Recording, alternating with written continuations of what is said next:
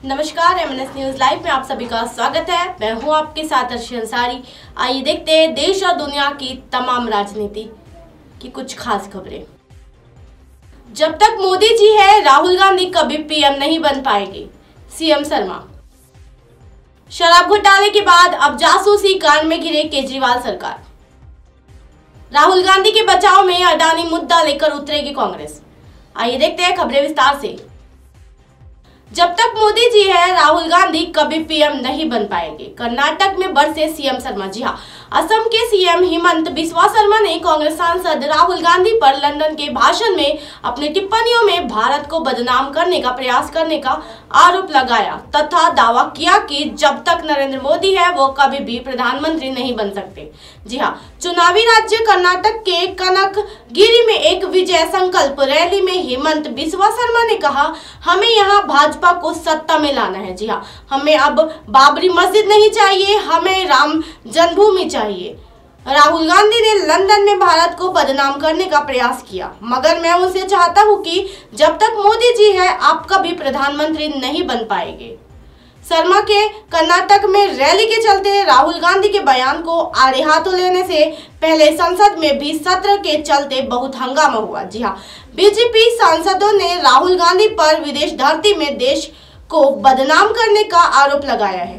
राजनाथ सिंह, प्रहलाद जोशी सहित कई बीजेपी नेताओं ने अपने सदन में माफी की मांग की। जी हाँ, दूसरी तरफ बीजेपी ने राहुल गांधी के बयान को मुद्दा बनाए जाने के बाद कांग्रेस पार्टी अडानी हिंडनबर्ग मामले को खींच सकती है। सोमवार को कांग्रेस पार्टी के कार्यकर्ताओं ने देश के कई हिस्सों में राज्यपाल कार्यकाल तथा मोर्चा निकाला। पार्टी के नेताओं का कहना है कि जब तक बीजेपी की मांग स्वीकार नहीं की जाती, वे पीछे नहीं हटेंगे तथा ऐसी स्थिति में संसद की कार्यवाही सुचारू और तौर पर होना संभव नहीं है। गौरतलब है कि लोकसभा एवं राज्यसभा दोनों को बजट सत्र के दूसरे चरण के पहले दिन बिना किसी कामकाज के स्थगित कर दिया गया था। शराब घोटाले के बाद अब जासूसी कांड में घिरी केजरीवाल सरकार। कांग्रेस की मांग पर एलजी ने बिठाई जांच। जी हां, शराब घोटाले सहित भ्रष्टाचार के अन्य मामलों में पूरी तरह घिरी दिल्ली की अरविंद केजरीवाल सरकार की मुश्किलें एक बार फिर बढ़ती नजर आ रही है। दरअसल केजरीवाल सरकार पर फीडबैक यूनिट द्वारा नेताओं की जासूसी करने का इल्जाम लगाया तथा इस मामले में कांग्रेस नेताओं ने एनआईए से जांच कराते हुए मनीष सिसोदिया को अरेस्ट करने की मांग की थी। अब इन मामले को दिल्ली के उपराज्यपाल यानी एलजी ने मुख्य सचिव को भेजते हुए कार्रवाई करने के लिए कहा है। जी हाँ, रिपोर्ट्स के मुताबिक दिल्ली के एलजी ऑफिस द्वारा कहा गया है कि कांग्रेस नेता संदीप दीक्षित, प्रोफेसर किरण वालिया और मंगत राम सिंगल द्वारा जासूसी कांड की जांच कराने की मांग की गई थी। जी हाँ, इसके साथ ही इन नेताओं ने मांग की थी कि इस जांच के गैर कानूनी गतिविधि रोकथाम अधिनियम यानी यूएपीए के तहत राष्ट्रीय जांच एजेंसी से कार्रवाई की जाए।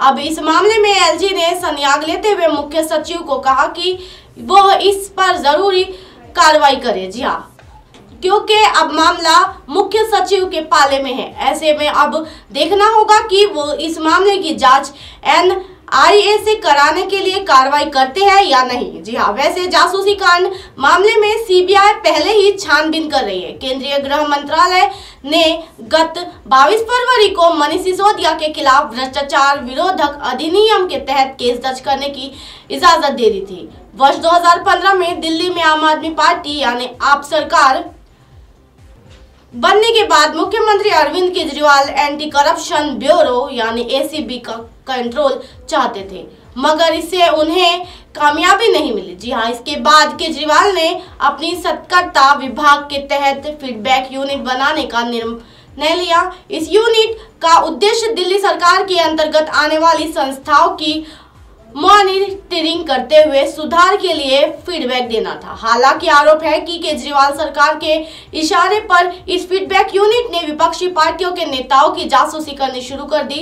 कई नेताओं के कामकाज पर भी निगाह रखने का इल्जाम है। जी हां, सीबीआई ने आरोप लगाते हुए कहा है कि दिल्ली के सीएम अरविंद केजरीवाल ने 2015 में कैबिनेट की मीटिंग में फीडबैक यूनिट के लिए प्रस्ताव पेश किया था, मगर इसके लिए कोई एजेंडा नोट वितरित नहीं किया गया है। फीडबैक यूनिट में नियुक्तियों के लिए एलजी से भी कोई स्वीकृति नहीं ली गई थी। सीबीआई ने अपने शुरुआती रिपोर्ट्स में कहा है कि फीडबैक यूनिट ने अनिवार्य जानकारी जुटाने के अलावा राजनीतिक की खुफिया जानकारी भी एकत्रित की है। सीबीआई ने फरवरी 2016 और सितंबर 2016 के बीच फीडबैक यूनिट द्वारा जारी रिपोर्ट्स का भी विश्लेषण किया। इन रिपोर्ट्स के आधार पर सामने आया कि इसमें से 40% रिपोर्ट सियासी दलों के नेताओं की जासूसी पर है। जी हाँ, साथ ही में सीबीआई ने कहा कि फीडबैक यूनिट के निर्माण और काम करने के गैरकानूनी तरीके से सरकार खजाने को करीब 36 लाख रुपए का नुकसान हुआ है।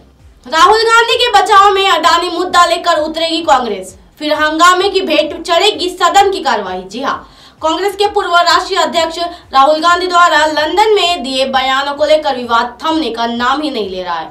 केंद्रीय मंत्री राजनाथ सिंह से लेकर प्रहलाद जोशी तक राहुल की टिप्पणियों को लेकर माफी की मांग कर चुके हैं। अब इस पूरे मामले में भले ही कांग्रेस बैक फुट में दिखाई दे रही है, किंतु राहुल के बयान पर हो रहे हल्ले के जवाब में कांग्रेस अडानी हिंडनबर्ग मामले पर विरोध तेज करने का प्लान बना रही है। जी हाँ, कांग्रेस पार्टी के सूत्रों का कहना है कि यदि सरकार जेपीसी की मांग स्वीकार नहीं करते तो उम्मीद नहीं है कि सदन अगले कुछ दिन सुचारू रूप से चल पाएगा।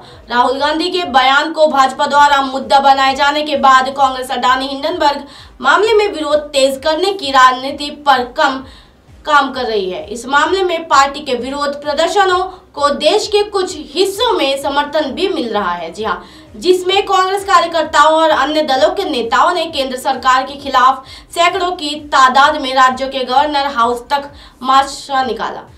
पार्टी नेताओं ने दावा करते हुए कहा है कि संसदीय पैनल की उनकी मांग और मूल्य वृद्धि को लेकर विरोध जारी रहेगा। कांग्रेस के एक नेता ने नाम न छापने की शर्त पर बताया है कि यदि सरकार जेपीसी की हमारी मांग को स्वीकार नहीं करती तो हमें उम्मीद नहीं है कि अगले कुछ दिनों तक सदन सुचारू रूप से चलेगा।